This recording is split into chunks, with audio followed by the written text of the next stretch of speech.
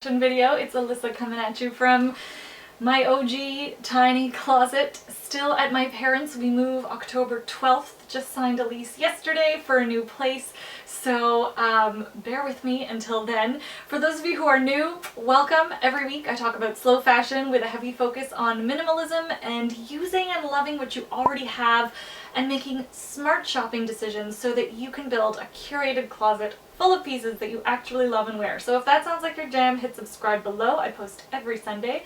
And for those of you coming back, big hello to you. Thank you so much for watching. This week we are interrupting our little trend series because it is the second Sunday of the month, and by popular request you asked to skip the trend video this week to do an outfit envy recreation. We'll go back to trends next week. There have been a couple of requests to do a menswear inspired look, and someone else mentioned Victoria Beckham, and I thought she does menswear inspired looks so beautifully. So this week I am taking this look of Victoria Beckham's. I chose it because it is a challenge, but there are still a lot of good classic pieces in there that we can use. So I hope you like how I'm gonna recreate this look. Before I even jump into shopping my closet for a look, I try and break apart the look in a way that completely tries to ignore exactly what she's wearing and focus more on how she's wearing it. So the first thing I look at is what is the overall genre or style of the look that she's pulling off here. We chose it because of the whole androgyny factor. So menswear androgyny is really big. The second thing I look at is the silhouette and proportions that she's using. There's a lot of volume both on the bottom and on top. So in terms of proportion, we've got long over long. In terms of silhouette, we're seeing a lot of straight lines, but it's important to note that they're not clean cut and structural. There's a little bit of slouch and a relaxed essence to them. Finally, I think this is where the magic lies. It's the styling hacks that she's incorporated.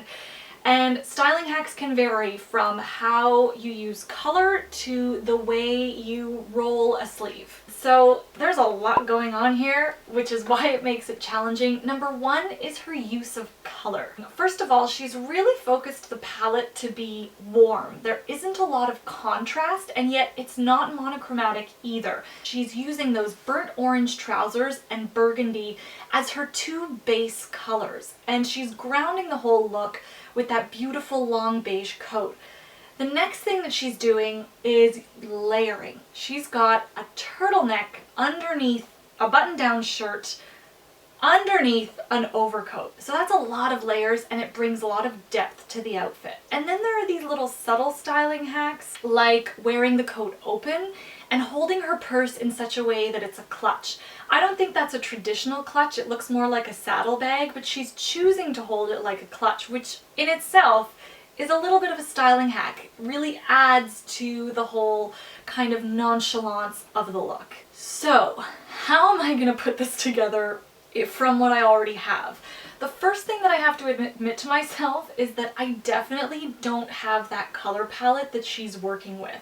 I also don't have enough color in my closet to use color as my base and a neutral as the grounding factor. So what I'm gonna do is use neutrals as a base and have a pop of color instead as my accent. If you've got a lot of color in your wardrobe, or even print, because if you'll notice, she's layered on top of the turtleneck a printed shirt, which also adds some really great dynamism to that look. So if you've got color and print in your wardrobe, this could be a great outfit formula for you, which is essentially using two complementary colors, not contrasting, with a grounding neutral. Had she been using contrasting colors, a good example would be had she done, for example, burgundy and blue instead of burgundy and burnt orange. I hope that kind of helps. So going back to my closet, I had to fiddle with this one a bit. The first thing that I want to try and master, especially because we want to get that menswear vibe going, is the silhouette. There's nothing like silhouette to emulate menswear chic. I only have one pair of that nice long trouser. It's not as slouchy as hers, but I think it's gonna do the job. You've seen them before in one of my travel videos. My awesome tweed pants that started their life as a maxi skirt in a thrift shop. Next, I'm going to use that turtleneck underneath, that layering piece, as my pop of color. And it just so happens that I recently picked up, I swear I did not buy this turtleneck for this video. It's just because in my last few videos I've realized that I really don't have a lot of color in my closet, and I had put on my list a yellow sweater, but I actually I ended up finding at a consignment store this beautiful mustard yellow merino turtleneck. What's important to remember about layering the turtleneck under the shirt is that both the turtleneck and the shirt should be of a lighter material. That way it doesn't feel too bulky once you put everything together. My neutral base colors, because of that tweed, are going to be black and white. I know it's not exciting, but it's all that I've got. So to continue with my neutrals, this striped button-down shirt, and the stripes are quite small. Do I care that this print is very small, much like my tweed? No, they're both black and white, so they're both in the same color, and I kind of like the quirkiness of the stripes mixed with the black and white tweed. So I'm gonna keep this going. For the coat, I'm going to stick with the black and white neutral theme and put on my Smythe Consign kind of long coat blazer and throw my hair up in a low messy bun.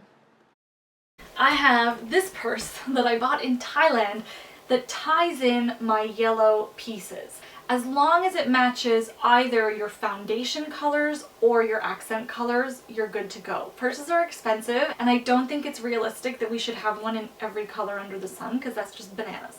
We can't see her shoes, but for me to kind of keep that long, lean visual, it's important that my shoes don't stand out. I'm gonna add my little metallic flats because it almost ends up looking like a gray. And finally, a great pair of black, solid, almost heavy shades. So this is my final look in comparison to the inimitable Victoria Beckham. No, my color scheme is not at all like hers, but I kind of like this look. I never would have put these pieces together. Kind of like the quirkiness of it, the mix of the texture and the stripe, the pop of yellow, which is encouraging me to use more color.